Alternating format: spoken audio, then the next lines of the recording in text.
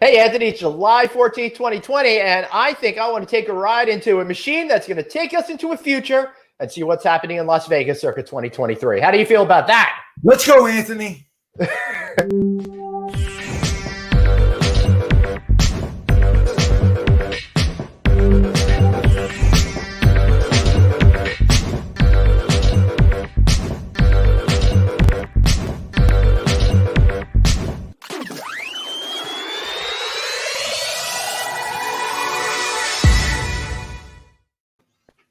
Hey, everybody, welcome to the show. And I want you all to know I'm still recovering from yesterday's incredible conversation we had with the iconic Roger Thomas and Todd Avery Lenahan of Wynn Design and Development. How much fun was that? Listen, not only we had such a great conversation, they stayed in the green room and we talked to them for another hour. And, in the middle of it, I was fanboying. And when you're fanboying, you're all right, take it back. I doubled my fanboying. I was like, no, I may not talk to these guys ever again. It's like I'm going to triple my fanboy. So the time I get off the podcast yesterday, I was kind of in La La Land. It was amazing. Because I love people that just will die for what they believe in, will die for their team. And they just he used the word maniacal. He used the word that he just can't stop until it's perfect. And I just relate to that. And and sometimes you get a bad reputation because you're a little tough to deal with. Yeah, I know. I still don't know how your reputation is still stellar because you are one tough guy to deal with. Just kidding. Billy Martin once said, I have to keep. After which time he was fired by George Steinbrenner. I'm sorry. Was I talking while you were interrupting? I apologize. He said, Billy Martin said, I have to keep 50% of the people that hate me away from 50% of the people that love me. Right. And that's the thing. Hey, and kids, check out Billy Martin. He was quite the character. Him and his relationship with George Steinbrenner, the owner of the New York Yankees. He's the Hall of Fame shortstop for the Yankees. Yeah, I mean, it was incredible. I do think he was fired literally like 7 times by George Steinbrenner or something like that. Yeah. All right. So we focused on Vegas yesterday. We're going to talk a little bit about Vegas today. We got the team that's going to be opening up the Drew Las Vegas. Yeah, you've been hearing a lot about that project, so we're going to get to the bottom of exactly what you can expect when they open. But first, Anthony, our wonderful dear friend, Chris Green, CEO of Chesapeake Hospitality, happened to be on vacation last week. Let's bring him back in and find out how that went, huh? Oh, let me try that again.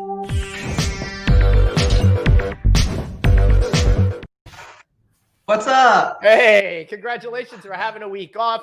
So deserved after dealing with what you've been dealing with for the last 4 months. How was it? Honestly, it was amazing. And I spent time on the phone yesterday with the team thanking them because really I got a good break. I sometimes you can't take a break, but I got a good break, had family time, and we were in a place that was really socially distant, so it was awesome. And everybody could relax. And I do want to say the travel to and from was excellent. We flew one of the airlines that's opening middle seats all the way. They were great. Their procedures were in place. Everybody was masked up. I felt good the whole way. And then we got to the rental car. Same thing was nice. And then when we got to the location, which I do want to share here because they did such a great job, which was the Zion Mountain Ranch in Utah. And let's I'm going to bring in that right now. Ooh, hold on. Let's go to a multi-shot. Sorry, Jeff. There we go. It will be noted that Chris didn't say hello to me yet, and even though I missed him last week, it will be noted. I said hi, guys.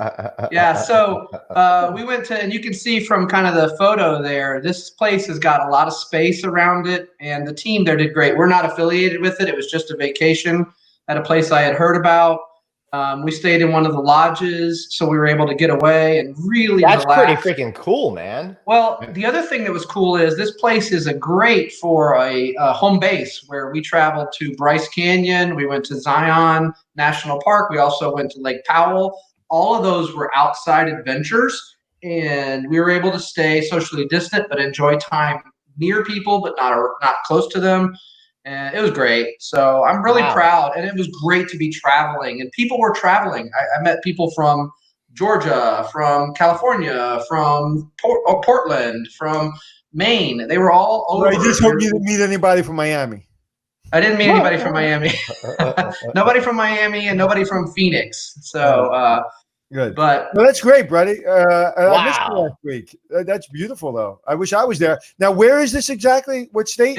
it's in Utah. It's in southern Utah. It's on the east side of the Zion National Park, and it's amazing. I can share photos, just stuff that you've never. I didn't know this stuff existed in the U.S. The canyons, the beauty of it all. And wow, how refreshing. That reminds me of a story from when I was in that area. I went on a press trip with Hilton because a number of years ago, it was probably 10, 12, even more years ago, they tried to create a Hampton prototype meant for really small towns with something like 50 or less rooms.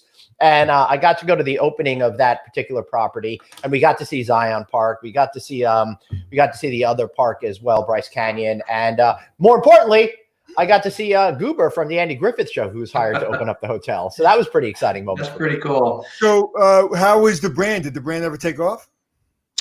No.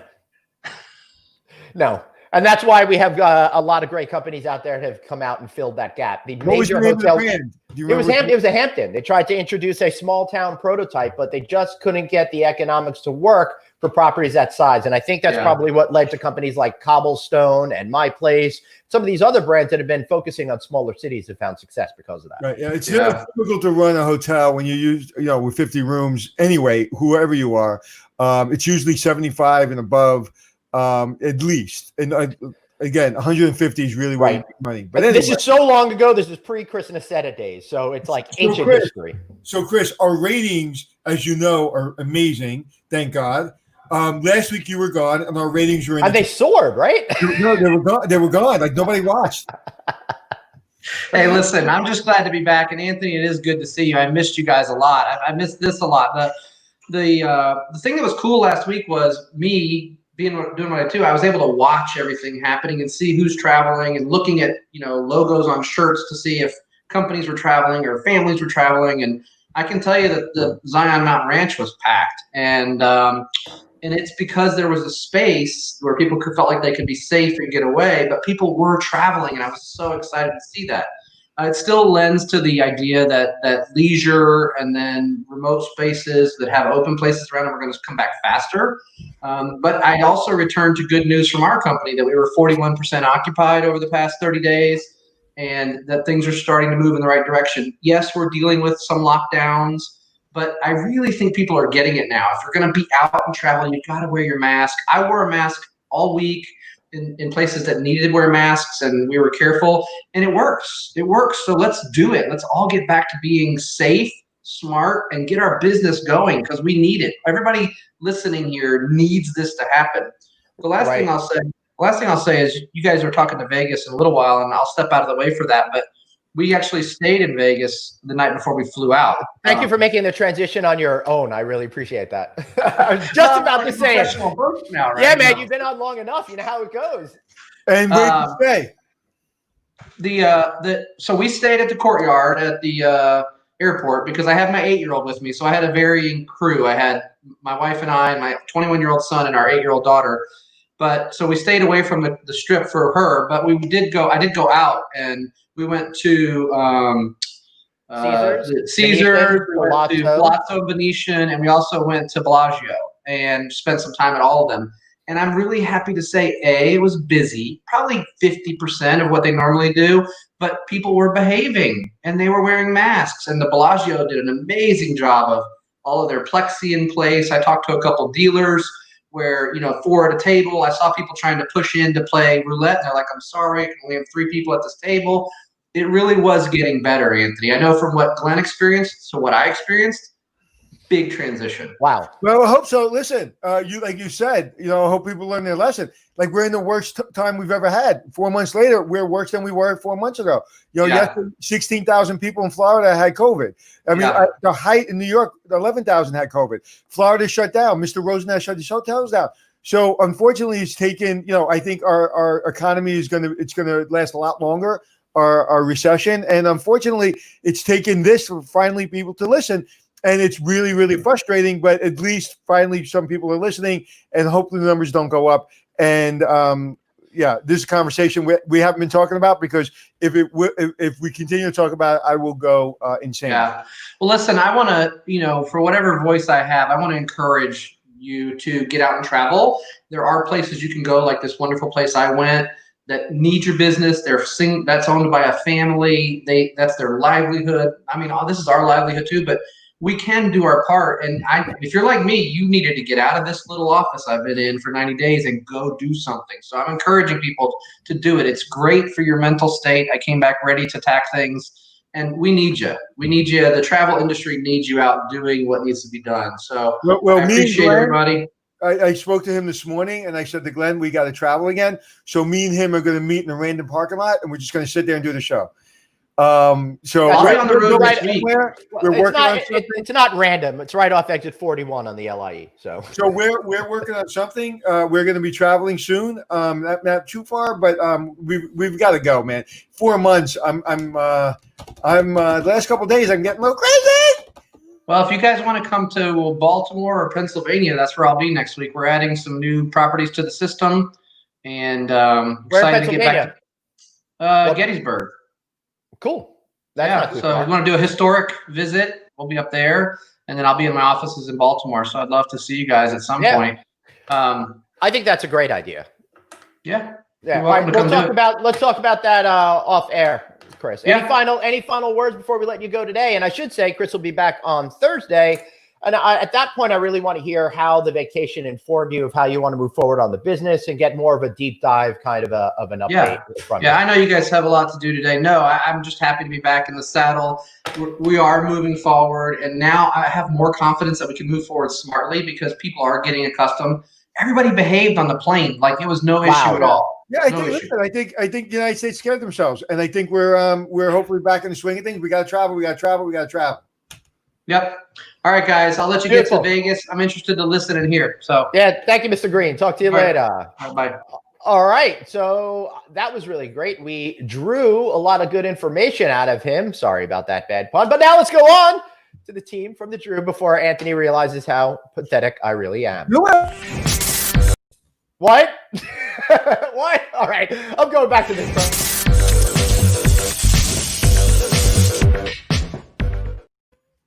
All right, we got the team from the Drew here. Good morning.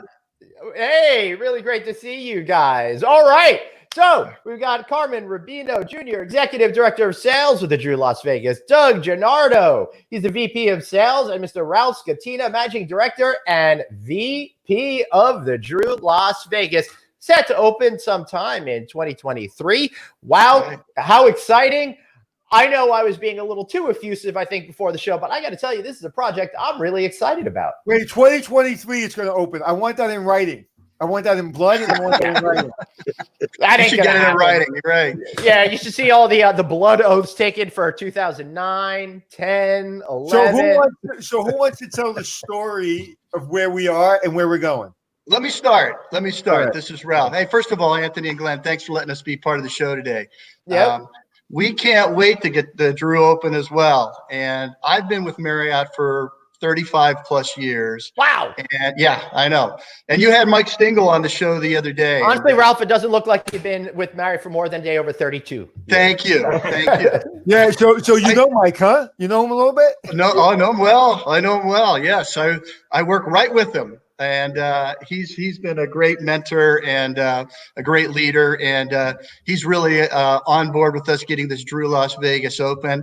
And I can tell you, my 35 years with Marriott Plus, I had a paper route, then I started with Marriott, and I got to tell you, we've been trying to get on the Las Vegas Strip for I can't tell you how long.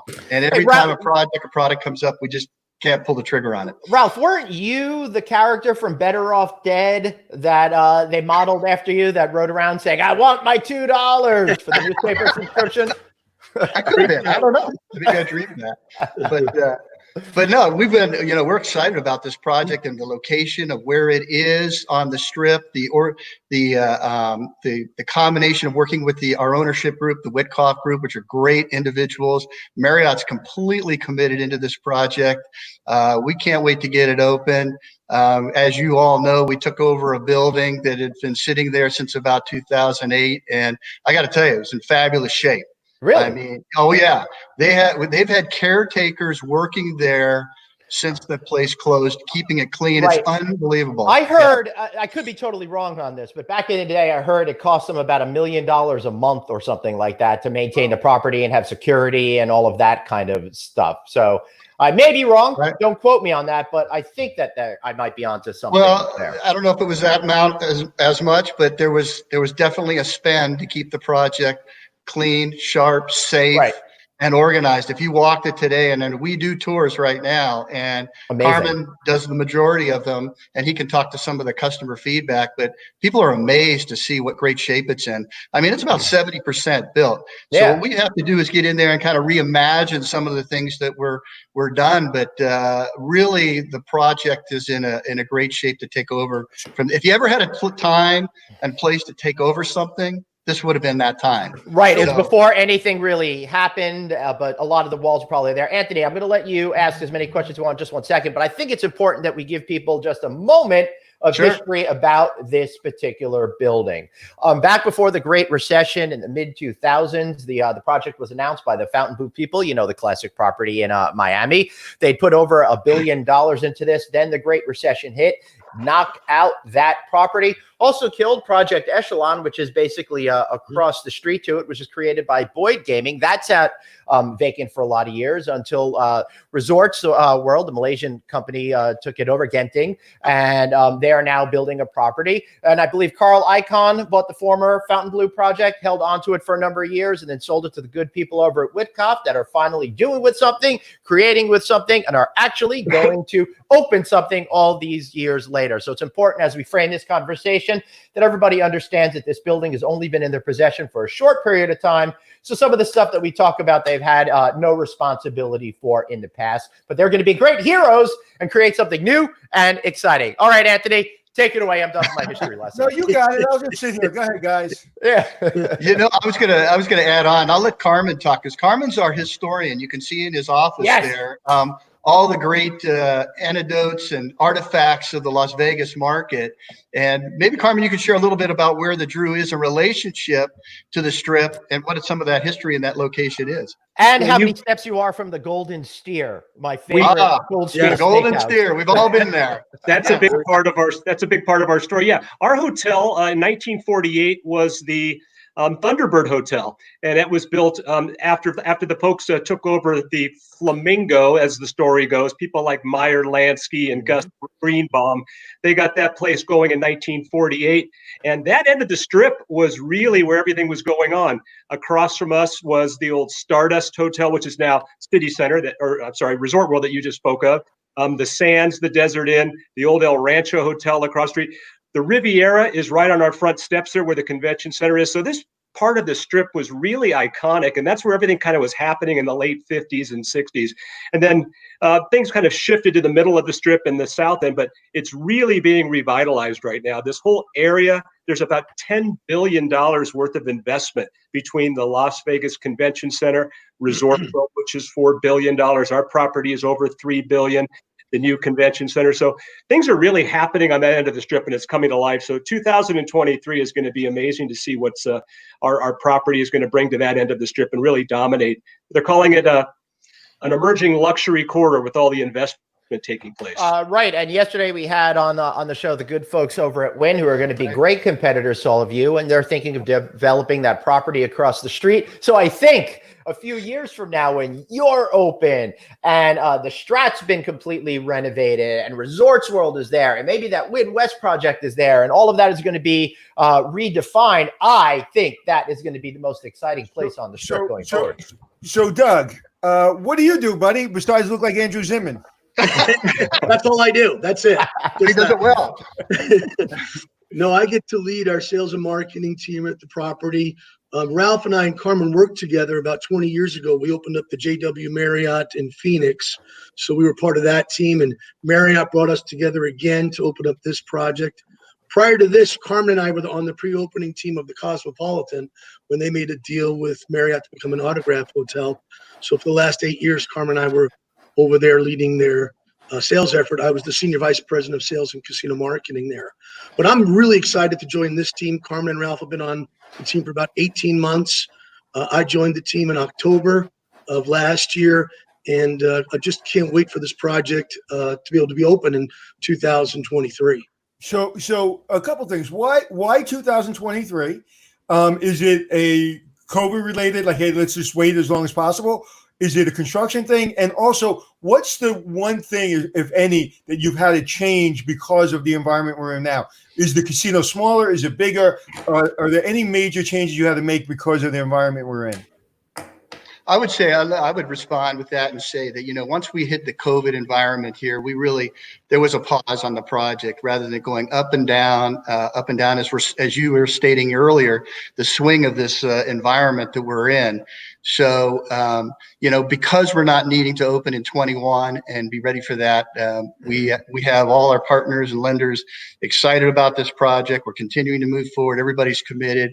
I think by putting a pause on it in this environment we're in is kind of adding to the timeline a little bit, but that's really it. And as we look forward into the future of what we can be, the technology that we can bring into this project and some of the new components of the world we live in right now. We'll see how long we live in this world too. I think I think there's going to be a fix to it at some point, but there's going to be an ongoing need to pay attention to the things that we're learning and put those into place from a cleanliness standpoint and some of those things that are going to have to be part of what we do in the future. And this is a perfect hotel if you're a tech company or someone that really wants to kind of reinvent hospitality. Like, you're a great, and I don't mean this in a bad way, guinea pig to kind of really try certain things because you're a big box in Vegas. You're Marriott. You have everything to really help launch some technology that's never been used before. So I'm excited to see what it's going to look like. And I have another question. Why Drew? Where does Drew come from? Yeah, the Drew is an interesting name. I mean, our owner, Mr. Witkoff, he had a son that passed away, and his name was Drew, and I think it was appropriate to name the project after his son. And I think it has kind of a cool sound and name to it as well that fits underneath the kind of the Marriott, because Marriott is part of the whole Drew campus. It's not all of it. And I think one of the things that we want to do is, bring these iconic brands that we have to part of this Drew Las Vegas. So that's kind of where the origin of its name occurred. Right. Now, the other two brands in there are going to be a JW Marriott and an Edition, I believe. That's correct. That's correct. And the Drew will be an Autograph branded hotel. Well, is that correct? The Drew Reserve will be a proprietary brand, so it'll sit on top as kind of its own brand, if you will, and it'll be a smaller, high-end facility, really at the top of the tower of the building, probably somewhere in the 115 to 150 rooms. So that's going to be real high-end. Super high-end, butler service, that type of thing, mostly high-end suites. So in doing that is maybe if this is very successful, you're going to open other Drews in other locations. That could be a possibility. Yeah. But Anthony, what I really like about this is you've got such a large building, and the casino resort companies are starting to realize that you don't need one brand to take up the X amount of thousand rooms. You could create different tiered products with different services and experience geared towards different groups of people, all within the same building. And that's really what I'm liking about this. We saw in earlier history, I think about when Mandalay Bay opened and they brought the Four Seasons to the top floor hotels. This is really starting to take that whole concept to a brand new type of approach. I think it's fascinating. Well, I know if I had a hotel in that market and you guys were coming to town, I wouldn't sleep. I wouldn't. And listen, I've been doing this a long time, and it's like you guys are probably in this as long as you have been. And one of the things, that when you have something like this coming to town, you basically evaporate market share, and we're all going, "What happened?" And so if I was in Vegas, I would really be paying attention. I would really get to know my customer even better. I would not sleep. If I was your competitor, I would try to hire people away from you. I would get the best people in the world. I'm hyper competitive. Listen, we all know the Marriott Marquis in New York is completely a one-off and basically eats everybody for lunch. Then I took it off my comp set when I ran the Westin and the Intercon and all the other hotels. I just took it off my comp set. I said I can't compete with them. So I'm excited to really see Marriott come in, do it their way, and really, I think it's going to be great for all the other hotels because I think you're going to bring in business that hasn't been there before because of the way you guys do business, and you're the leader for a reason. Absolutely, Anthony. With Marriott's brand comes a lot of trust and confidence with our customers. And at this specific hotel, bringing in the JW Marriott at 2,700 rooms, will be the largest JW Marriott in the world. Wow. 900-room addition, the largest addition in the world. We're bringing the very best that Marriott has to this market, and still all that trust and confidence that the customers have in our brands. Wow, it's an incredible amount of rooms there, Doug. So how do you see filling up that business come 2024 when you're ramped up and presumably events business is probably what they're going to do is hire us to be the keynotes to open it up for them. Probably. Oh, that's in 2023. I didn't want to spoil the surprise. Thanks, Anthony. But I'll jump in there. Our strategy used to be about 1/3 group, which is a little bit heavy for this marketplace. And we really feel we have a nice competitive advantage here in Las Vegas. The largest hotels in the world are here. It's the most competitive hotel market. And these hotels have 1 million, 2 million square feet of space, and they're great. But if you're going to go from your guest room to the meeting space, that could be, upwards of a mile that you have to walk. Right. At this property, we have 500,000 square feet of space, and the convention center is located right on the backside of the guest room elevators. You're literally steps away. So that gives us extraordinary proximity to the guest rooms of our meeting space. And the fact that it's a standalone convention center attached to the property gives us exclusive use for our customers. They won't have people using the day club or the bars and the restaurants strolling through their meeting space. So that's a unique space in this market that we tend to occupy.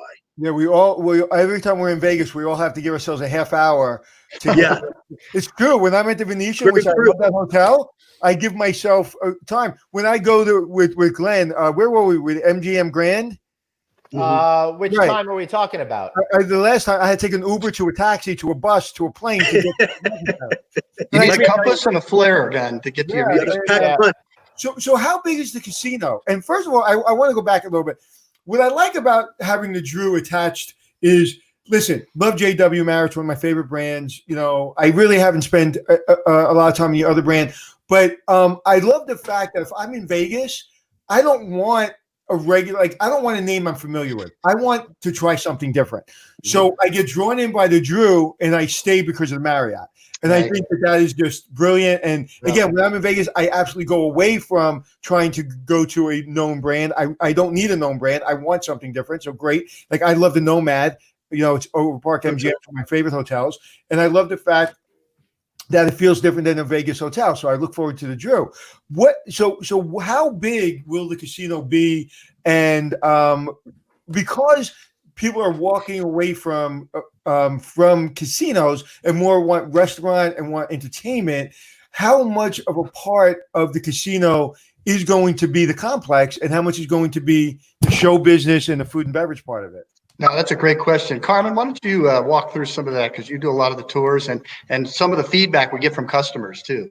Yeah, so the casino is about 165,000 square feet, but the highlight of that's huge. Yeah. Just so people can relate to that, the MGM Grand is about 171,000, and that is massive. That's big. Yeah, that's the part that really sticks out. People have seen this building on the street for years, and now when we bring them inside to tour the Drew, the first thing that sticks out is the size of it, but it's also a boutique element. It sits on 25 acres. When you think of Las Vegas properties, they're normally on 50, 70, 80 acres. So that's a lot of walking.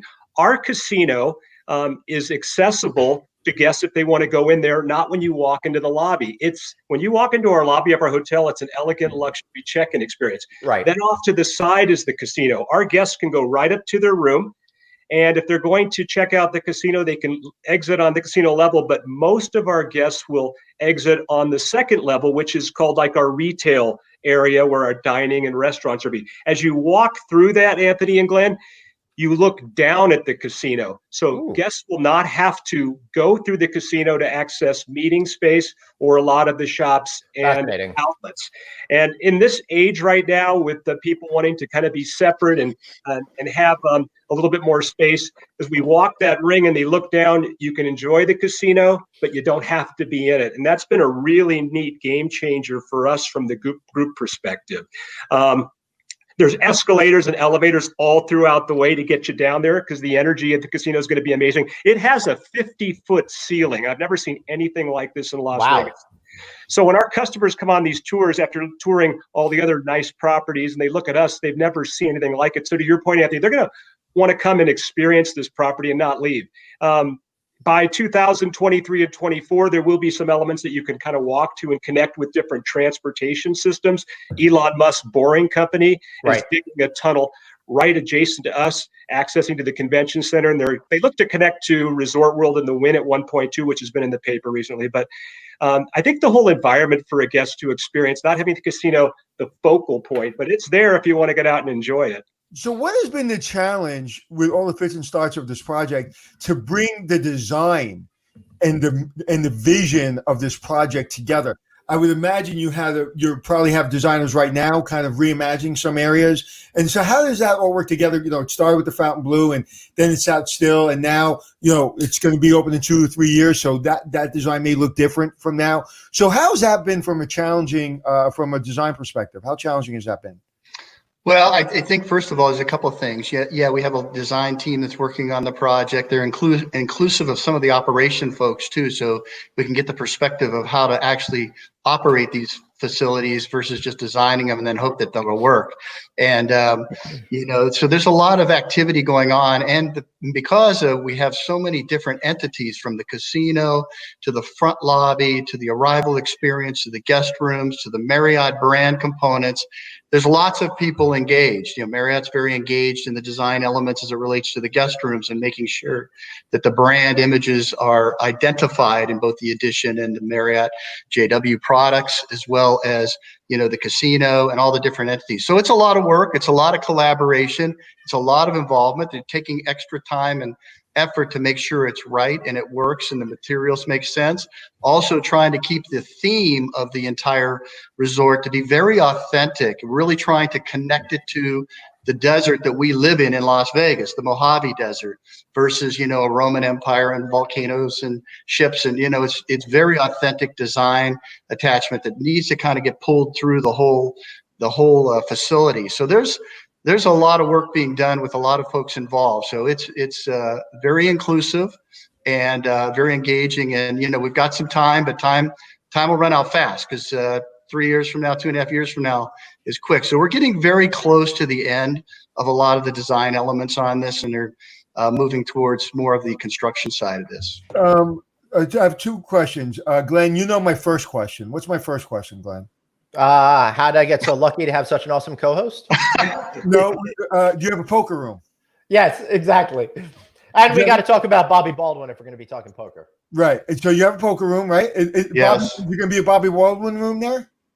No? We haven't named all the rooms yet, but I will tell you he's very involved in that aspect of the business as a casino, so as you can well imagine. Is he involved in the project? Is Bobby involved in the project? He is involved in the project. He just came on board around November, December. And, he's been great to get to know, iconic figure in the Las Vegas market, as you all know. And we're really excited and proud to have him on the team leading us. And he's the chairman of the Drew? He is the CEO. Yeah.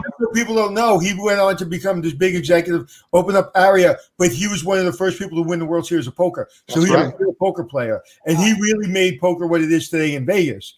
So I'm excited to see. Anthony, I think as part of the opening ceremony, you and him have got to go do a head-to-head one-on-one. Yeah. I'm telling you, I'm getting good. These 4 months in seclusion I've been good. I've won my online poker tournament 5 nights in a row, so I'm ready. I wouldn't take him on, but good luck. All right. Oh, here comes Jeff. Did you cheat on that one like you did on our? Ooh. Bye, Jeff. Nice seeing you. There was another question I had, but I got so excited about. All right, I've got a question. If you don't remember what that is, so I want to talk a little bit about more of the design and how you're going to differentiate it. Because one of the things that I've seen in Las Vegas is the property started to get way too large and they lost that scale of humanity. However, I thought Palazzo did a nice job creating a good vertical environment, but I think it really came into its own with what Cosmopolitan did with very small parcel of land. And some of the things that you were explaining to us, Carmen, sounds like it's that same concept of stacking different elements from floor to floor, but much larger because you had a larger piece of space, but not so large as to not feel like you're going to be comfortable and have it be approachable. So how would you address what the entire building experience is going to be like in terms of, in particular, I think you were, Doug, you were talking about fewer steps. I think all of that is really critical to think about. I'd start out by saying we absolutely want to take this opportunity to change the way a Las Vegas hotel is seen and felt. If you think about how large the volume is, and it will be large at the Drew Las Vegas as well, but you articulated a couple of the things already. As Carmen said, it's on 25 acres. It's a tower, so it's easy to get in. It's easy to get to your room. It's easy to get to the meeting space and all the amenities. So that's one. Two, technology. We know in 3 years as technology improves and enhances, now we're in that, of check-in, utilizing your phone. And we've been doing that now for a few years. Marriott's pretty much done it in all their hotels. And that's going to evolve. We believe, how do we make a big hotel feel small and put that into the context? I mean, I was general manager of Orlando World Center for a while. Wow. And I constantly— World's largest ballroom without any poles in it. Is that the one? Is that the one across from Nickelodeon? It is. It is. Oh, yeah, that is a big place. Anthony used to run the Nickelodeon. I used to run Nickelodeon. Oh, yeah. Okay. Yeah, and I used to go there sometimes when I was interviewing people, because there were some people at the Nickelodeon that were being promoted to customer, and I was interviewing their replacement, and I would do it in your hotel. Right. I think we all worked in Orlando, right? At one point, all of us here. Yeah. So I worked at Grand Lakes, and Carmen and Ralph worked at the World Center. But I guess knowing that, how do you make the big hotel feel small? What are the things you can do in technology? We can't allow people to wait in line forever to check in. We can't allow people to go miles and miles to get to their meeting space. And so I think the design elements that we're talking about with technology and customer information, and also another thing I would tell you is integrating the resort across all the different entities. So, that once you leave, in some hotels, once you leave the one restaurant, as an example, they don't really recognize you in the next one. Or they're also different, that it's kind of like a not connected experience. And how do you do that? You do it through technology, customer information, orientation, training of the staff, great leaders working across all the different entities within the resort, working together as one integrated team. And that's really the belief of Marriott and the Witkoff organization, and really creating this. We have this one shot to shoot this rocket in this kind of new environment, and with all new folks that we bring onto the team, I think it's going to be a very exciting opportunity. So is this the first, and excuse my, if I'm not sure, is this Witkoff's first real big project? Big, they've been in the hotel project. They've had they have a couple addition projects, and they work with Marriott, but at this size, yes, it would be. Two other design things, if I could just camp on to Ralph's comment, is we're going to be physically attached to the expansion of the convention center. They're spending $1 million, adding 600,000 square feet of space. Plus your 500,000. Via their, with 500,000, they're adding 600,000. We'll be attached to them. There's over 120 million Bonvoy members, being the largest hotel company in the world. We really feel that's going to be an important play for them. Right. Be able to walk, enjoy the greatness of our hotel, the diversity of our hotel, be able to walk to the convention center. That's I do a volleyball tournament with my daughter's volleyball tournament in Philadelphia, I believe it is. And we always stay at the Marriott, and we walk through to the convention center. I think it's it's either Baltimore or it's in Philadelphia. And it's the reason I choose it. Right. During sessions, I can go upstairs. It's fantastic. It's very convenient. Customers love it. So we know we're going to get good play there. And then the second thing that we haven't really talked about yet is our pool experience. Yes. Carmen talked about it a little bit. It's on our level 3. Our pool is 6 pools, our pool experience, and it's 8 acres. 8 acres. Wow. 8 acres. You could pick up the Cosmopolitan and put it on our pool deck. That's the size of our pool deck. They're on 8 acres of land. And there's going to be restaurants. There'll be retail out there. Wow. You can be able to dine out there year round. There'll be a day club out there. So it's really going to be this beautiful view going down the strip. It's going to be a unique experience. Wow, I really like that because one of the biggest trends that we've seen in the most recent years is adding that retail component. The whole idea of letting people get outside and have different experiences.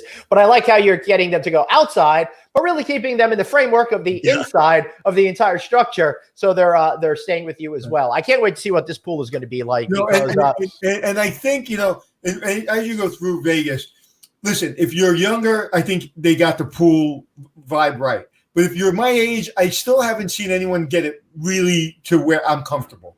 And there's some elements of it, so I'm really curious to see what you do. I also mean the age of like 29, 28, Anthony? That age? 29, yeah, absolutely. I'm a little younger than you. And but I'm going to ask a completely different question off on a tangent because it just popped in my little head, so I have to follow that shiny ball. The airport.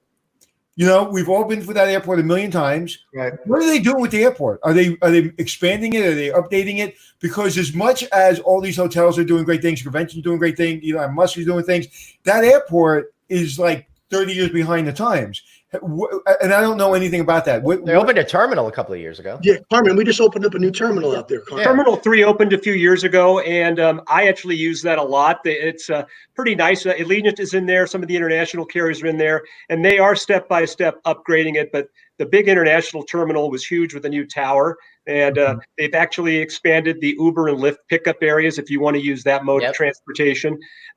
Right now, as it's a little bit slow and starting to ramp back up, hopefully we'll hear more about the next phase of some renovations. Yeah, and I've seen those, but it just doesn't seem like it's keeping up with Vegas. Yeah.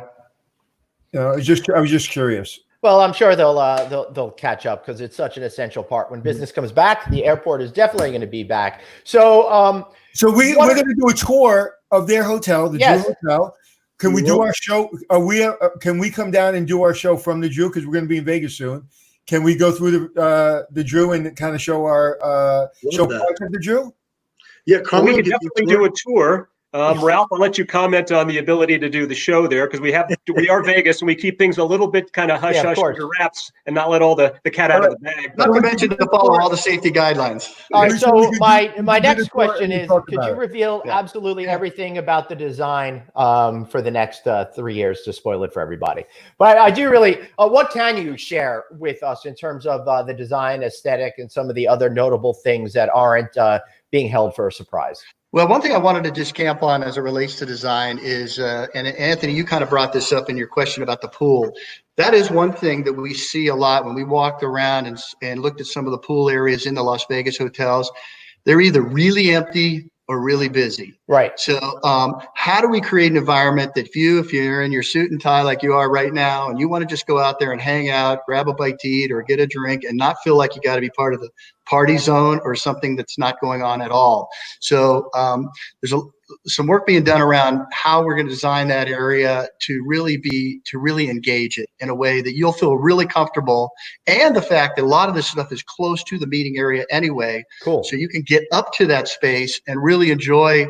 And I don't know a lot about all this stuff. I saw the shade studies they did at the Drew as why the pool's in the location it is and the tower. And it's really a great space to just go be. And where it's centrally located, you don't need a compass and a flare gun to find it. You can get there and enjoy it.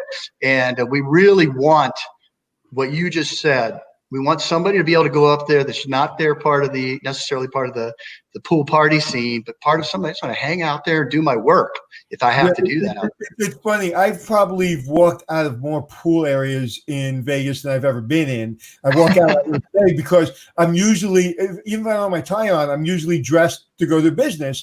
And I never feel comfortable. And I always try to find a space, and I never feel comfortable enough to find that space. And so I'm really curious to see what you guys do.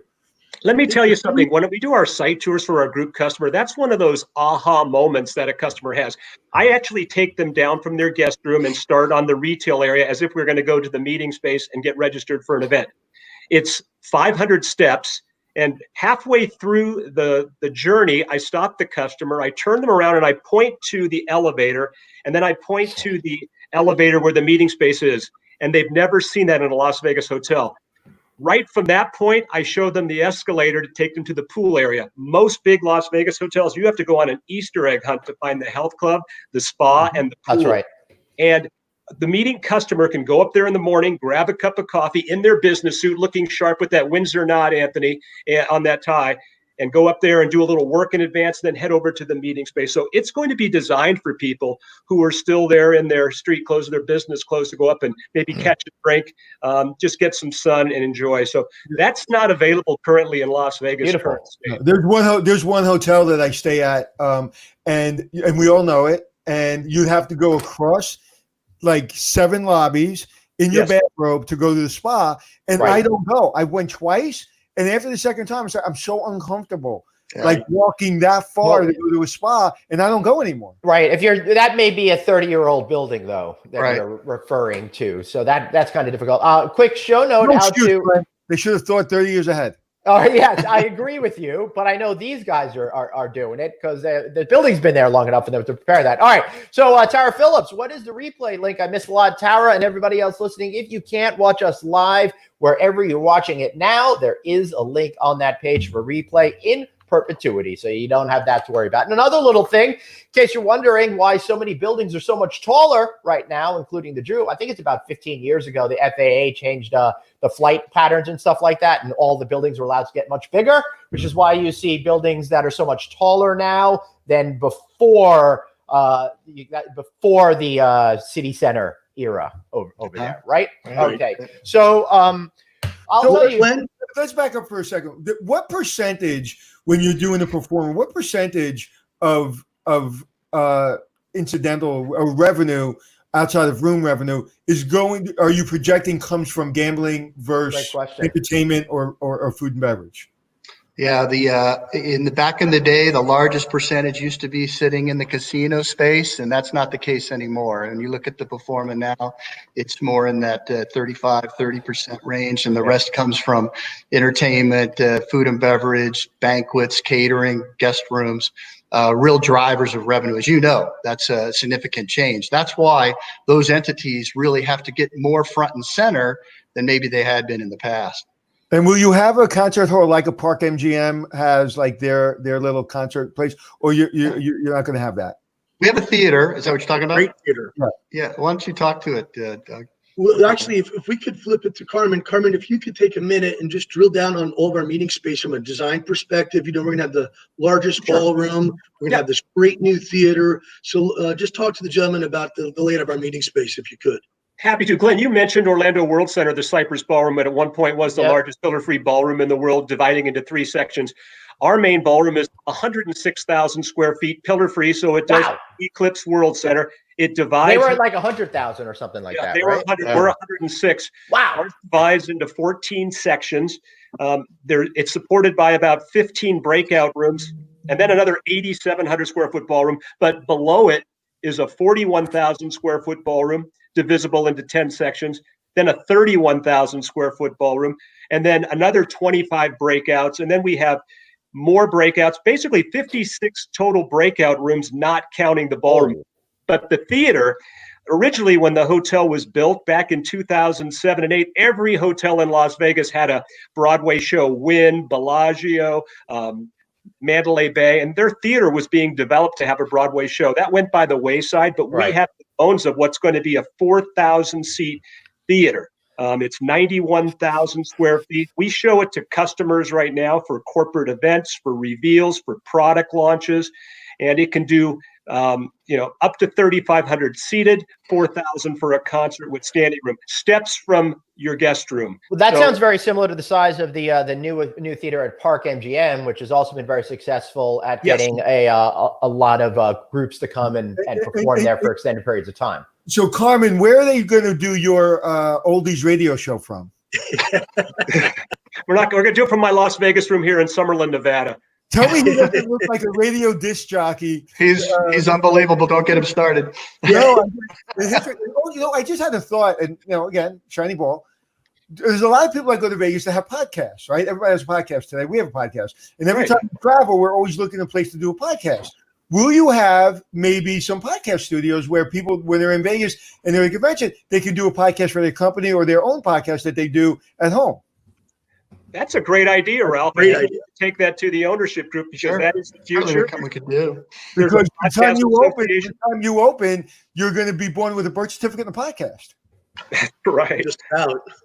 That's Good right. idea. So that would be right, Glenn. How many times are we traveling and we're always looking for a place to do our podcast? Let me see.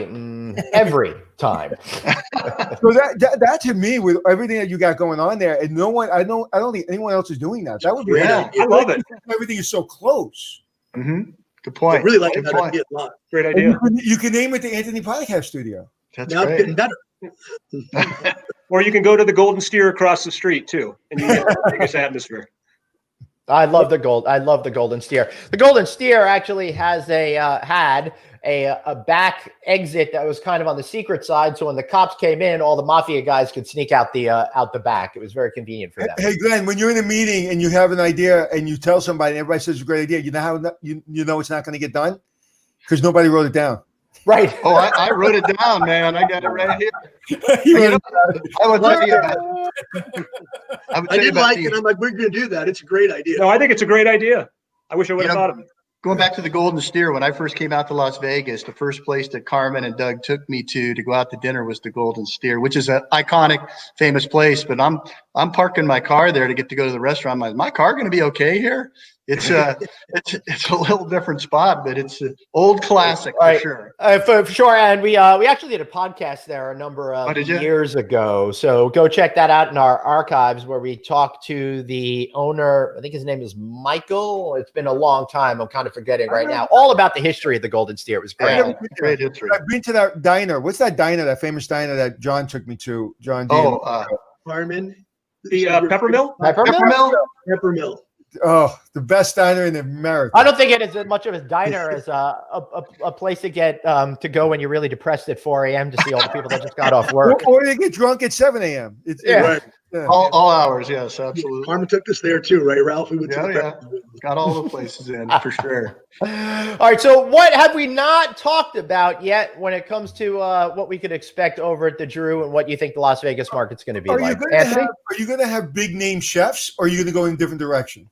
You know, we're working through that right now, thinking about how we want to. What do the concepts need to be 3 years from now? Is it something interesting and unique and different, or is it, you know, the celebrity chefs thing's been done for quite a while, right? So I think we're in the process of kind of working through that, if you will. And I think the other thing that's really unique about this property is, first of all, it's 67 stories. It's the tallest. It'll be the tallest hotel in Las Vegas. And on top of it will be, we're calling it the Penthouse right now. We'll probably have another name for it, that has unbelievable vistas and views. Right. And there's an opportunity to put some event space up there and do some really kind of cool things that people can access. So there's lots of nooks and crannies of opportunity. I mean, for our group customer, the ability to get in and out of there with the number of freight, some of the simple behind the scenes things that are really well thought out. Because when they were originally doing the design for the Fontainebleau, they brought in a lot of operators from the Las Vegas market to help with it. You could tell some of the areas behind the scenes as well as in front of the scenes were really thought out well to access customers to get the projects done. So we couldn't be more excited. I mean, our customer feedback's been great. Our Marriott customers that you said, you know, we have a big sales organization that we work with that Doug was sharing with you, and they're excited about coming to Las Vegas. They're excited to have a Marriott brand in Las Vegas. They've somewhat, in some cases, had to come to Las Vegas. In some cases, have avoided Las Vegas. And we think this is an opportunity to get them here. So And, because it was a great. Fontainebleau, I'm sorry to cut you off. Because it was a Fontainebleau, Yeah. when I walk through the lobby, am I going to see bow ties on the floor? You're not going to No. see the Marvin Lapidus bow ties, but you are going to see a hotel. And I that- got an idea for the penthouse name, Vistas and Views. Oh, I like that. Should we write this down? All right, so yeah, the lot I got podcast. You get that one, Ralph. I First got of all, podcast. our viewer Art says we need a Glenn Smokehouse at the Drew. I'd be happy to come Ah, by and smoke good. some ribs and pork butts for you guys. But Al Mancini, who does the Dining for the Las Vegas Review Journal, he's a big believer in this next generation of hotelier chefs. All the ones that trained under the celebrity chefs are now going off strip to open up their places. Right, But there's a lot of men and women that were in those positions that you could get that'll open fascinating concepts that already know how to operate in that environment. That's just my I think, sense. Rob, your point, I think people are a little tired of the name chefs, and they don't mind going to a name chef restaurant if it's if it's a real restaurant that has a different name than the celebrity chef. But I think you're seeing in the last couple of years that the celebrity chef thing is kind of getting a little bit old, unless it's a very unique chef and that chef is there. The next big trend is celebrity podcasters that like to eat. So think about we're seeing a lot of urban food halls. We're contemplating having a dedicated space for that. There's some great new concepts out there in New York. Todd English did a great job at the Plaza. Mm-hmm. Yeah. So, I mean, I know we're looking at that, and some of that stuff they like to keep a little secret to have those announcements along the way. Well, we don't like those secrets. We want you to spill the beans right now. Maybe we'll share some when you come do the tour here. Listen, Doug. Everyone will forget about it by 2023, so it's okay. Just share away. All right, but yes, we will keep any secrets that we learn if we get a tour that we're not allowed to share. That's kind of what we're at. Any final questions for these guys, Anthony, before we wrap up? Carmen, what do you got? Yeah, just one thing I want to say. We are open for group business. That's what our sales team is doing. You touched on it. We have 4 salespeople handling different markets across the country. Right now, we are still ramping up site visits here in the next few weeks after we get out of this COVID environment, but we're putting together a virtual site tour. We shot it a few weeks ago, and our team will be rolling that out to customers as well. So for those who can't travel to Las Vegas, we can still take them on the journey, show them the design, show them the hotel, current state, and what the hotel is going to look like in 23. So we'd love to show you guys around the hotel and give you a tour next time you're coming out. Just shoot me a note, Glenn, and we'll arrange it with Ralph and I. And I don't know if we can podcast there, but we'll definitely show behind the scenes. Yeah, but we like to think big, so you never know. And I look forward to when a film crew calls you guys up and say, hey, we want to film our movie here since you guys aren't open yet. It's a perfect hotel to film a movie in Vegas. It's closed and it's almost done. Yeah. We've had some requests. I'd imagine. I was at Home Alone 2 at the Plaza when we shot there. Yeah. I would just tell you, we made a lot of money. Good to know. Not Macaulay Culkin money, but made a lot of money. Yeah. Yeah. Gentlemen, this has been absolutely fantastic. Thank you so much for being here. Now, before we let you go, Carmen, if people are interested in booking events, how do we go ahead and reach out to you or Doug or Ralph on this issue? Yeah, you can find me on LinkedIn. I also run the Drew LinkedIn page on carmen.rubino@marriott.com. I hope I did a good job that if anybody Googled Carmen Rubino, you'd find me on Twitter, Facebook, Instagram, and all other social channels. So, or through their Marriott Global Sales account executive. But we're here. We're open for business. So where's a young man named Carmen Rubino grow up? Brooklyn? Well, my people of the Italian generation, my grandfather came from Calabria, Italy. My father was born in Youngstown, Ohio, but I grew up in Southern California. So I've lost my acculturation. Doug, you grew up in Brooklyn? Yeah, I was born in Ozone Park, lived there for a couple of years. I saw that you were from Sheepshead Bay. I spent some time out there, but lived in Massapequa, Long Island. That's where I grew up. Yeah, there's real vowels on this group here: Rubino, Gennardo, Scatina. There could be a theme there. It feels like I'm surrounded by Italians. It's just like my high school. Wait! Italians running casinos in Vegas. When did we? Where have we seen that before? Don't worry, everything's up on the up and up. You got nothing to worry about. And FYI, guys, I did a movie called Wise Guy about my life. So my mother ran numbers from Vegas to Sheepshead Bay back in the day. So if you need somebody to run numbers for you, I got some experience. I love it. That is awesome. All right, gentlemen, thank you so much. Thank you. A lot of thank fun you both today. very, very much. All right, have an amazing day. All right. Pleasure. Bye-bye. Wow, that was These so shows much are getting fun. better every day, brother. Oh my God. I feel like we got to quit now because I don't know how we're going to keep up doing show after show after show that's just hitting it out of the park like these guests we've been having lately. Again, what goes through, like, once you get people on the show, they know what they're talking about. I like to think we know what we're talking about. And but getting the right people on, right? Yep. Talk about the right projects. And all of a sudden you have magic. And we've had, I would say 98% of our shows have gone great. And I'd say maybe 2% of the shows I'm texting you going, get me out of here. Right. But 98% of the shows have gone great because you have incredibly passionate people that have been doing this for a long time. And one of the things you notice, what really is the same DNA among all of them, whether you hear 35 years, 30 years, 40 years, 20 years, that they're just as passionate, just as enthusiastic, and just as forward thinking as a 20-year-old coming out of college. And that is critical, because you do not want, I think one of the things we've learned over the last 20, 30 years is when you do get to that C-suite, you need to ensure that you're looking behind you, looking in front of you, looking aside of you. And these executives are completely different than the executives I remember 20, 30 years ago, where they didn't want to hear anything. They embrace change, they embrace the future, and they know what they don't know. And they're very concerned about what they don't know, and they want to learn it. And it's fantastic. Yeah, really fantastic. And speaking of learning, be sure to check out Hospitality Success, Anthony. You know, you're really giving people those tools to find success in this new world. Well, we're going to have another webinar, Hospitality Success. We're going to have another webinar very soon. I'll be talking about that in the next couple of days. And next Thursday, not this Thursday, but a week from Thursday, whatever date that is, Glenn, we're going to be talking about, on my Facebook Live page, me and my partner, Jeremy, we're going to take one of our hotels that I did on Hotel Impossible, and we're going to break it down. And we're going to show you how it transitioned from a branded hotel into an independent hotel. And we're going to break it down in sections and give hoteliers a real opportunity to learn the basics, learn what not to do, and learn how you really, because this was an airport hotel in San Francisco, which had all of that, just had every element to be uber successful. It was a great Marriott kind of product if they would have done a Marriott brand, but they only want to do it by yourself. And you see all the pitfalls of going it alone. Yep. So Tara Phillips has a question. Who are the guest stars tomorrow? Well, thank you for asking, Tara, because I was just about to get to that. We have on Chip Olson. He's, I think his title is SVP Franchise Development. He's a top franchise sales guy with Wyndham Hotels and Resorts.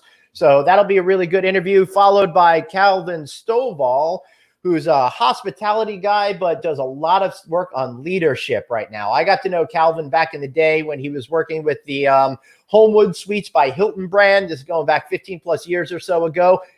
Anthony, you are going to love Calvin. His energy is unbelievable, and he is just one of those people that you want to be around all the time. Then on Thursday, one of those inspirational shows. And then on Thursday, we got Chris.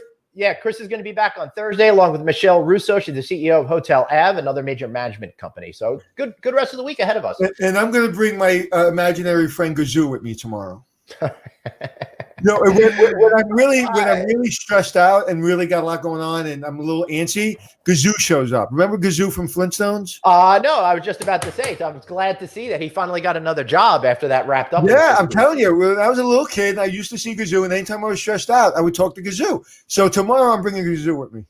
All right, excellent. And for those of you who don't know who he is, he's a tiny little Martian guy that's probably about this big, probably fits on your soldier. He's good at floating in space and giving Fred Flintstone a hard time. You know, for my birthday, my assistant, Kalindra, got me a cartoon, what is it called?